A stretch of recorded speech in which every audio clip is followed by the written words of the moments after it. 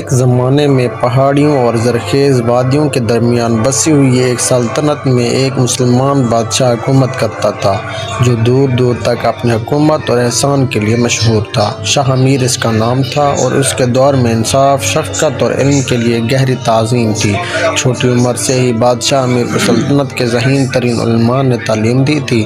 اس نے ان کی تعلیمات کو بے تابی سے جذب کیا، فلسفہ، ریاضی اور علوم کو سمجھنے کے پیاس کے ساتھ جھانک لیا۔ لیکن یہ اس کے عقیدے کی تعلیمات تھیں جنہوں نے اس کے کردار کو سب سے زیادہ گہرائی سے تشکیل دیا۔ اس نے اپنے لوگوں کے لیے فرض شناسی اور انصاف اور رحم کا عزم پیدا کیا۔ شاہ امیر کے دور میں سلطنت پروان چڑھی۔ اس نے اسکول اور لائبریریاں قائم کی، اس بات کو یقینی بناتے ہوئے کہ اس کے تمام مضامین کو ان کے پس منظر سے قطع نظر تعلیم اور روشن خیالی تک رسائی حاصل ہو۔ اس نے منصفانہ قوانین کو نافذ کیا جو سب کے حقوق کا تحفظ کرتے تھے، چاہے ان کا مذہب یا سماجی حیثیت کچھ بھی ہو، اور اس نے ہمدردی کے ساتھ حکومت کی، ہمیشہ کم نصیبوں کو درپیش جدوجہد کا خیال رکھا۔ لیکن شاہ امیر کی عقل کا صحیح معنوں میں امتحان اس وقت ہوا جب ایک پڑوسی مملکت نے حملہ کرنے کی دھمکی دی۔ اس کے بہت سے مشیروں نے اس پر زور دیا کہ وہ جنگ کی تیاری کریں، اپنے دفاع کو مضبوط کریں اور فوجیں جمع کریں۔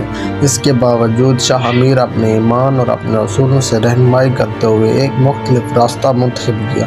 اس نے پڑوسی ریاست کے حکمران تک پہنچ کر ان شکایات کو سمجھنے کی کوشش کی جس کی وجہ سے جنگ کا خطرہ پیدا ہو گیا تھا۔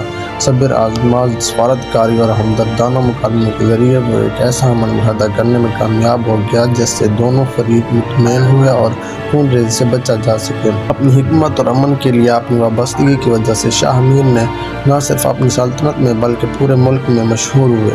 اسکالرز نے دور دراز ممالک سے اس کا مشورہ لینے کا سفر کیا اور اس کے کارناموں کی کہانیاں دور دور تک پھیل گئیں جو آنے والی نسلوں کو متاثر کرتی ہیں، اور اس طرح شاہ امیر کا دور حکومت ہمدردی اور اسلام کے اصولوں کی طاقت کا ثبوت تھا جو کہ انتہائی طاقتور حکمرانوں کو بھی عظمت کی طرف رہنمائی کرتا تھا۔